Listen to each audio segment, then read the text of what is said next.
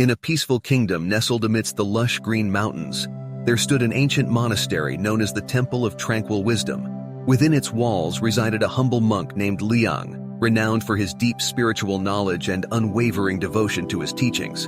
Liang had spent many years in meditation, seeking enlightenment and inner peace. The Temple of Tranquil Wisdom was a place of serenity and wisdom, where monks dedicated their lives to understanding the true nature of existence and the path to enlightenment.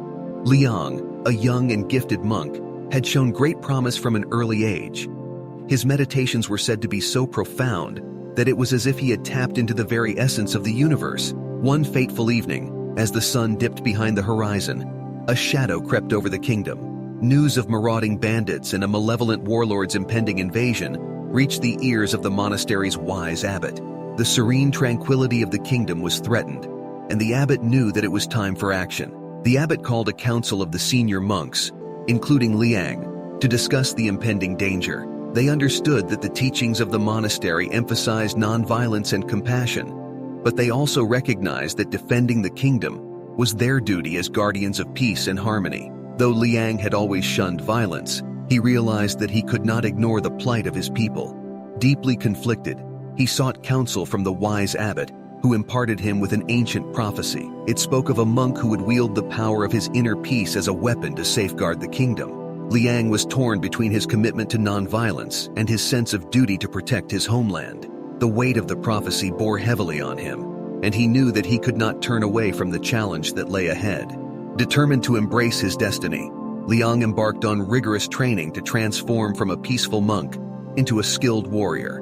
He learned the art of combat, honing his body and mind in the ways of ancient martial disciplines. Yet throughout his training, he never forgot the core principles of compassion and humility. The senior monks and skilled warriors of the monastery took Liang under their wing, guiding him in the ways of combat.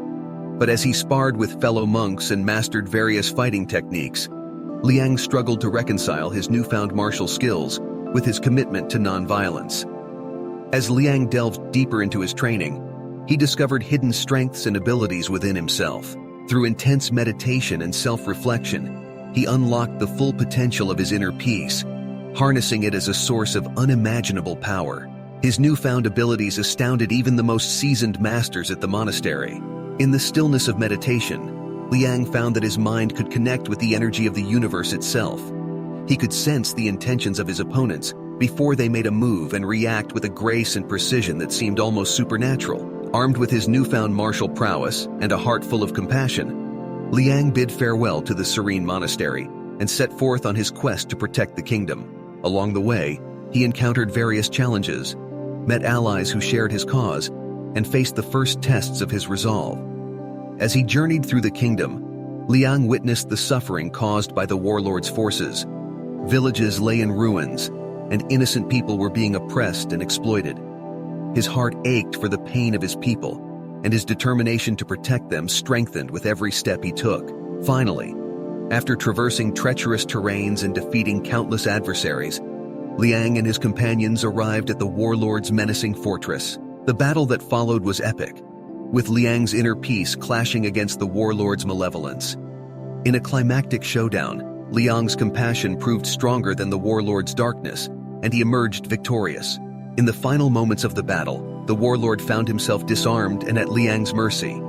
In a moment that would shape the fate of the kingdom, Liang chose not to take the warlord's life, but instead offered him a chance at redemption and a path to atone for his past sins. With the warlord at his mercy, Liang extended a hand, offering him a chance to change his ways. He spoke words of wisdom, reminding the warlord of the consequences of his actions and the suffering he had caused. The warlord, however, scoffed at Liang's mercy, seeing it as a sign of weakness. Seizing the opportunity, the warlord reached for a hidden dagger and struck out at Liang. As the warlord's dagger pierced through Liang's defenses, the monk felt a searing pain in his chest. He stumbled back, gasping for breath, his life force slipping away with every heartbeat. The warlord's forces surrounded him, closing in like a pack of hungry wolves. Liang's mind raced as he faced the harsh reality of the situation. He was alone, wounded, and outnumbered. It was a matter of life and death, and he had to make a decision that challenged the very core of his beliefs. Lying there, bloodied and battered, Liang's thoughts turned to his vow never to take a life. But the warlord's warriors showed no mercy, their swords glinting with malice. They were ready to strike him down without a second thought. Torn between his duty to protect his kingdom and his principles as a monk, Liang knew he had to find a way to defend himself without compromising his values. The pressure needles he carried were meant for healing, not for harm. But in this dire situation, he had to make a difficult choice. With the weight of his decision bearing down on him, Liang carefully considered his options.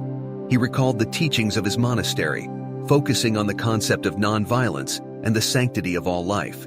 In a moment of clarity, Liang devised a strategy that aligned with his beliefs. Rather than causing harm, he used the pressure needles to target specific nerve points of his opponents, immobilizing them without causing permanent damage. As the battle raged on, Liang moved with grace and precision, employing his knowledge of pressure points to disarm his enemies one by one. With each strike, he neutralized their ability to harm him, all while avoiding inflicting lethal injuries. The warlord's warriors were confused by Liang's approach. They found themselves incapacitated and unable to strike back.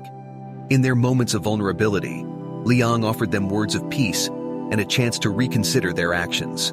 Amidst the chaos, the warlord himself observed Liang's actions. He couldn't help but feel a flicker of admiration for the monk's unwavering commitment to non-violence, even in the face of grave danger. Caught between his desire for power and a newfound respect for the monk's principles, the warlord hesitated. The memory of the monk sparing his life came rushing back, sowing seeds of doubt within him. The warlord's forces, now subdued by Liang's peaceful resistance, stood at a standstill. Liang urged them to embrace a different path, to lay down their arms and choose peace over violence. The warlord, torn between his old ways and a growing desire for redemption, faced a pivotal moment of truth. His gaze met Liang's, and in that fleeting instant, a glimmer of change seemed possible. With his warriors disarmed and his reign of terror challenged, the warlord chose to stand down. He stepped away from his throne of power, relinquishing control over his forces and the kingdom. In a surprising turn of events, the warlord acknowledged Liang's mercy and his commitment to non-violence. He vowed to seek a new path, to atone for his past sins, and to embrace a life of peace. Liang's act of peaceful resistance had sparked a transformation in the warlord's heart, laying the foundation for a new era of compassion and understanding in the kingdom. Though the road ahead was uncertain, Liang's unwavering commitment to non-violence had prevailed, and his actions would forever be remembered as a testament to the power of compassion and the potential for redemption, even in the darkest of times. For more wisdom stories, please be sure to subscribe.